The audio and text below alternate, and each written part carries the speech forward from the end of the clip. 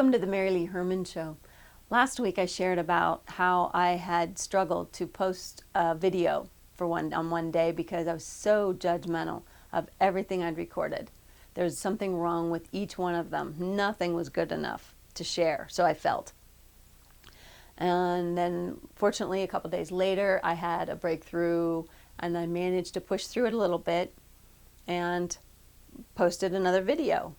And hey, here I am again today, right? Well, after I had that little breakthrough, because I am still learning and growing, I gave thought to, okay, is there anything else that is hindering me at all? Anything else that's getting in my way of getting these videos, sitting down here and talking to you, telling my stories? Anything logistically that might be more challenging than it needs to be? I came up with a few things. The first thing, I spend a lot of time trying to hide the microphone. I will stand in front of the mirror for 10, 15 minutes trying to reroute the wire and figure out where to put it, how to strategically rewrap my scarf different ways. I've gone in, I'll change my clothes. I will go and change my top, especially thinking, okay, it's much easier to hide it on this particular top, or I'll be able to make it work with here. Now that doesn't mean I've always succeeded, that there haven't been times where the microphone was possibly visible. But I really did worry that, oh my gosh, I will be perceived as less than professional if the microphone is visible. Well, voila. I am wearing a microphone.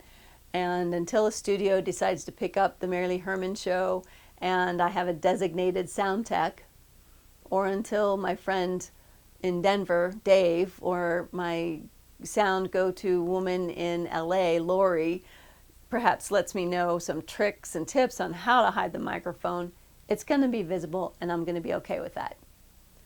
The second thing is that I realize I don't wear makeup generally during the day. I mean, I'm at home. I'm just sitting at home most of the time.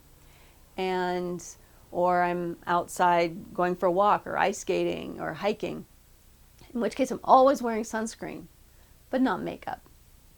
So the only time I really get to wear makeup right now, and I say get to because I like to wear makeup, especially lipstick, right? I love experimenting with different colors and different liners and layers and textures. And this is the only time that I really get to wear makeup, and especially with the lipsticks, especially because I could wear makeup, but if I go outside anywhere or go anywhere near anybody, I'm wearing a mask. That's silly to wear lipstick then. It just gets on the inside of your mask and gets smeared on your face. Yeah, okay, so I did do that once. Well, I'm not ready to go without makeup. Maybe next week, maybe next month, who knows? But I did think about another thing that is prohibitive in me being productive, that gets a little bit in my way. And on the camera, there's a little pop-out screen. I'm not sure what it's called. I'm just going to call it the pop-out screen because I'm not a tech person. I've admitted that. And I'll hear the camera beep, and then something will flash up on that screen. And I can't read it because I don't have on my glasses. I decided when I started this show to not wear glasses. And I at first said, well, I don't want to worry about glare and reflection. Who am I kidding? I just feel I look better without my glasses. So I have not been wearing them.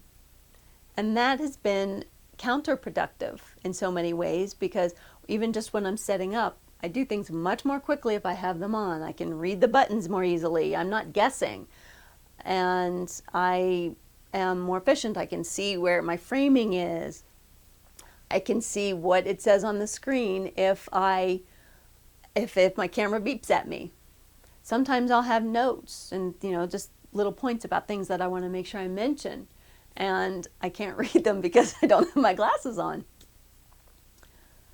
I'm not sure why I don't want to say so insecure, but why I definitely feel so much more secure without them. Because you would think that I'd feel more confident with them on because it enables me to do all these things. I mean, I think about the first time I got glasses, I was in the 3rd grade, and I was coming home from the eye doctor in Daddy's car, and I was struggling between at first feeling very sad because I think there's maybe one other kid in my class who had glasses. Now, I don't know if anyone ever made fun of her. I didn't. I was sort of a little bit of an outcast, an outsider, but I knew that like my brothers were probably going to make fun. And eventually, I was in the 3rd grade. The funniest thing, I remember people telling me before I even got them, guys don't make passes at girls who wear glasses. And I thought, oh my gosh, I'm marred for life. I'm never going to meet a guy. No one is ever going to want to have anything to do with me if I'm wearing my glasses. Well, on the day I got the glasses, I'm riding home in Daddy's car, and my eyes are tearing because I'm sad. I really was feeling sad because I thought, oh my gosh, this is, now what? Well, then as I'm looking, and I remember he turned this one corner, and the sun was shining, and as I'm looking outside, I'm realizing, oh my gosh, everything is so much more vivid. I really went from being so downtrodden and crushed to elated. Like, oh my gosh, the world can look like this? Now, I'm not saying my vision was poor my whole childhood, but it probably depleted enough that I didn't even realize, so slowly. Well, I know exactly why, my vision, where it went. I used to read all hours of the night by a very poor light. They would turn the bedroom light off that I shared with my sister. They'd turn the light off at night, and I'd creep over to the door to the hallway, and the hallway light would usually be on. And I'd crack open the door, and I'd read by that little crack of light. And so that's probably where my vision went downhill. So that day, Daddy bringing me home from the eye doctor, it was so much joy. It was like, oh my gosh, okay, this is good, this is great. And now throughout the years, I had contact lenses in high school. I've always had backup glasses that I've worn at times. The same for in my 20s, I mainly wore contacts. When I was a flight attendant, it just depended because you were just working these long, long flights, and sometimes contact lenses just didn't make as much sense for me.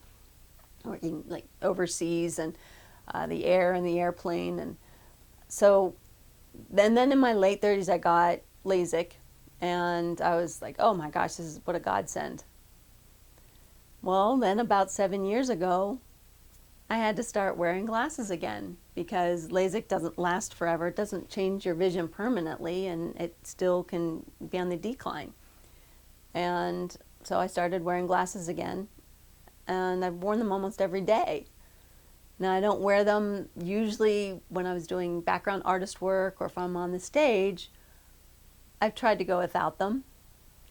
And to be honest with you, there's probably times where it really would have enhanced my experience and my productivity that day if I'd worn glasses. So I'm going to go back to that little 3rd grader moment. Hi! All right. I'm going to be wearing my glasses. Maybe not some days. But here I am, with a microphone, with makeup, and with glasses. Welcome to the new MaryLee Herrmann Show. Well, thanks for being here. Have a great day.